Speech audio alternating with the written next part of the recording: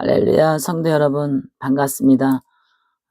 여러분, 오늘도 하나님의 은혜로, 어, 지금 오후거든요. 지금 날이 굉장히 또 포근했다가 또 쌀쌀했다가 그렇잖아요. 그래서 여러분 정말 감기 조심하시고요. 오늘 하루에도 일과 속에서도 여러분 오늘 제목은 무엇으로 정할까 하다가 시험에 드는 이유에 대해서 간증을 하고자 합니다. 시험에 드는 이유는 다 누구에게 있는 것이 아니라 내 안에 기도를 하지 않으면 우리가 지혜가 부족해지고, 지혜가 부족해지다 보면은 우리가 생각보다도 내 행동에 앞서가게 되고, 생각을 많이 하면서 우리가 나가야 되는데, 생각을 앞서가는 게 아니라 내 마음 행동이 먼저 앞서다 보면 실수가 있거든요. 그래서 항상 시험에 들지 않도록 하나님께서 깨어 기도할 수 없겠느냐 있잖아요. 깨어서 기도한다는 것은 지혜를 얻기 위해서 기도하는 거거든요. 근데 기도를 안 하게 되면 지혜가 흐려져서 우리가 내 자신을 실수가 있게 됩니다. 실수. 그래서 우리가 보면은 이제 교회 가게 되면은 내 마음이 이렇게 다 이렇게 주목하고 또 좌우를 살피게 되고 그러잖아요. 근데 살피지 않고 내가 그냥 내 행동이 그냥 푸쓱 나오게 된다, 이렇게 생각을 하면 시험에 들죠. 말이 그냥 푸쓱 만나는 사람에게 그냥 푸쓱 나오는 말이 상대방에게 기분 나쁜 언어의 조롱의 말로 말이 푸쓱 나온다든가, 농담의 말이 푸쓱 나온다든가, 교회 가서 자리에 앉았을 때 그냥 이렇게 기도를 안 하게 되면 지혜가 둔해져서 그냥 소리나게 팍 앉는다든가, 또 삐걱하면서 또 이렇게 일어선다든가, 남의 눈 시선이 따갑게 할 수가 있죠. 그리고 또 목사님 설교할 때는 또 존다든가, 또 졸면서 코를 고까지 존다든가 이러면은 시험에 들 수 있습니다. 사탄이가 계속해서 들어가니까. 그리고 지혜가 흐려지다 보니까 사람을 이렇게 관계 속에서, 교회에서도 자꾸 관계 속에서 튀게 됩니다. 별일 아닌데 그냥 간섭하게 되고 나서게 되고 주책을 떤다고 그러죠. 주책. 그래서 왜 자꾸 나는 왜 저 사람하고도 부딪히고 이 사람하고도 부딪히고 왜 이렇게 교회 가면 이렇게 부딪힐까? 그러면은 지혜가 부족해서 자기도 모르게 실수가 많고, 실수가 도가 지나치다 보니까 남에게 시선의 주책으로 보입니다. 근데 자기는 그냥 그게 유머라고 생각하고 그냥 상대방의 매너라고 생각하는데, 그게 잘못된 매너였고 유머였기 때문에 그게 시험이 듭니다. 그래서 시험에 안 들려면은 그냥 묵묵히 그냥 지혜롭게 슬기롭게 상황 파악을 잘해서 그때의 상황에 따라 내가 대처할 수 있는 슬기로운 지혜가 신앙생활에 굉장히 도움됩니다. 그래서 이런 거를 우리가 이렇게 마음을 먹고 다 이렇게 다잡아다가 보면은 교회에서 시험 들 일이 없거든요. 그래서 시험에 드는 사람들을 보면 교회에서 큰 소리가 많아요. 큰 소리가 많고 그러다 보면은 하나님께서 교회가 시끄럽게 되면은 이제 그게 결국은 소리에 소리로 번지게 되고 말로 번지게 돼서 시험에 들죠.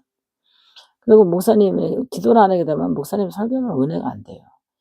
저 설교는 나 들어보라고 하는 건가 이러면서 막 그 소리가 막 짜증나고 은혜가 안 되고 막 이러면서 그냥 설교 도중에 나가고 막 그럽니다. 그러니까 매너 없이 예배 시간에 나가버리고 그냥 끝날 때쯤 화장실 갔다가 끝날 때쯤 돼서 들어오던가, 그냥 그 예배 시간이 지루한 거야. 그거는 신앙에 문제가 있다고도 보지만 그 시험에 드는 행동을 자기가 자꾸 하는 거예요. 그거는 마귀가 이제 좋아하는 거죠, 이제. 그런 이유. 그다음에 모든 게 그냥 불평이 자꾸 들어와. 교회 가면은 이것도 싫고 저것도 싫고 이것도 싫고 저것도 싫고 막 불평이 들어옵니다. 이것도 이제 시험거리가 되죠. 그동안에 이제 했던 헌금이 또 갑자기 생각나면서 괜히 억울해지는 거야. 내가 미쳤지, 내가 이러면서 그 헌금에 대한 후회감을 막 갖다 줍니다. 이게 사탄이가 가라지가 우리 마음에 뿌려져 가지고 그런 게 안 좋은 게 막 무성하게 자라면서 자기가 알곡이 되지 못하게 만듭니다. 그것도 다 시험에 들게 하는 것도 사탄의 역사거든요. 그래서 하나님이 시험에 들지 않도록 깨어 기도하라는 거예요. 그래서 헌금을 갑자기 앉아서 계수하게 되는 거예요. 그동안에 했던 헌금을 계수하게 되고 계산하게 되고 막 이럽니다. 그러면서 믿음이 쑥 떨어지는 거예요. 그게 시험에 들어가죠. 그러면 또 가정에 돌아가면은 이게 뭔가 이게 말투가 남편이 들어오면 반갑게 맞아야 되는데 "왜 일찍 들어왔어?" 막 이런다든가. 이게 말이 곱게 나가지 않는 이유 있잖아요. 그러면은 곱게 나가지 않으니까 곱게 나오지가 않죠, 상대방이. 이게 말이 곱지가 않아지는 거. 그래서 가정에서 굉장히 신경질적이고 짜증 부리고 막 이러다 보면 인제 가정에서 인제 싸움이 나죠. 그러면 "너는 교회 다니는 게 그따위냐? 예수 믿는 게 그따위냐? 네 목사는 그렇게 가르쳤냐?" 인제 목사까지 들고 나서는 거예요. "목사는 네 그렇게 가르쳤냐? 니네 하나님은 그렇게 너 같은 것도 천국 가냐?" 이러면서 인제 집에서 인제 교회로 더불어 목사님 더불어 하나님까지 인제 인제 상대방이 인제 물고 늘어집니다, 마귀가. 그래 보면요 또 싸움이 나는 거예요. 그러면 교회 가지 말라고 막 교회 가서 달라진 게 뭐 있냐고 하면서 이제 가정에 싸움이 나고 또 싸움이 또 시끄럽다 보면 폭행까지 오고 가고 막 그럽니다. 이것이 바로 시험 드는 이유거든요. 그래서 시험에 들지 않으려면 먼저 항상 기도해야 되고 어 시험에 드는 이유는 자기가 자신이 교만해져서 시험에 듭니다. 교만. 자기도 모르게 교만이 올라온 거예요.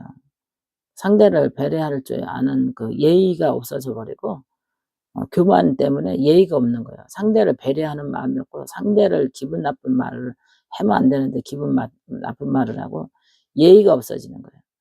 그래서 이 예의 없는 행동에 스스로 그 상대방이 부딪히면서 시험에 들거든요. 근데 이 기도를 안 하면 그렇게 자기가 교만해지는 거를 모르는 거예요. 이 교만이 시험에 들게 만드는 이유거든요. 그래서 여러분 항상 하나님 앞에 교만하지 않도록 기도해야 됩니다.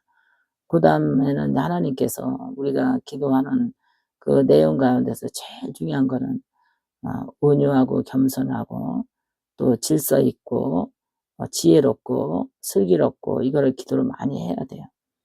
이 교만은 자기도 모르게 나오다 보니까 상대방의 눈치 부림을 당하게 되고 교회에서도 교만한 자는 항상 넘어지게 돼 있다 그랬거든요.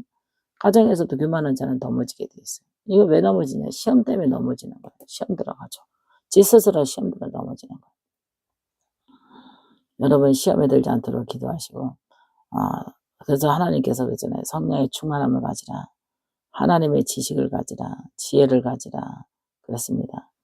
그래서 여러분 오늘도 시험에 대해서 드는 이유에 대해서 목사님이 말씀을 드렸는데요. 이렇게까지 목회를 하다 보니까 어느 날 갑자기 복을 받으면 시험에 들더라고. 복을 받으면.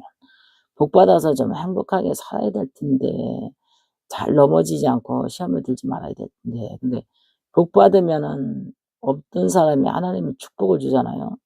그 11조가 좀 올라가잖아요. 11조 인색하면서 시험에 들더라고. 어? 당연한 건데도 10만 원 11조 할 때하고 100만 원 11조를 하나님 끌어올려 주면은 그 가난할 때는 겸손해요. 거기 교만할 게 없어. 근데 그 복을 받으면서 교만해지는 거야. 이 말이 아마 말 언행이 아주 교만해요. 교만하다 보니까는 상대방이 느끼는 게 누가 알아주지 않는다고 스스로 시험에 들고 알아주지 않는다고. 교인끼리 알아주지 않는다고 시험 들고 목사님이 알아주지 않는다고 시험 들고. 자기가 그냥 기분 내키는 대로 그냥 하다 보니까 그게 마음에서 우러나는 게 아니라 기분에 따라 한 거기 때문에 그게 별 감동이 없거든요.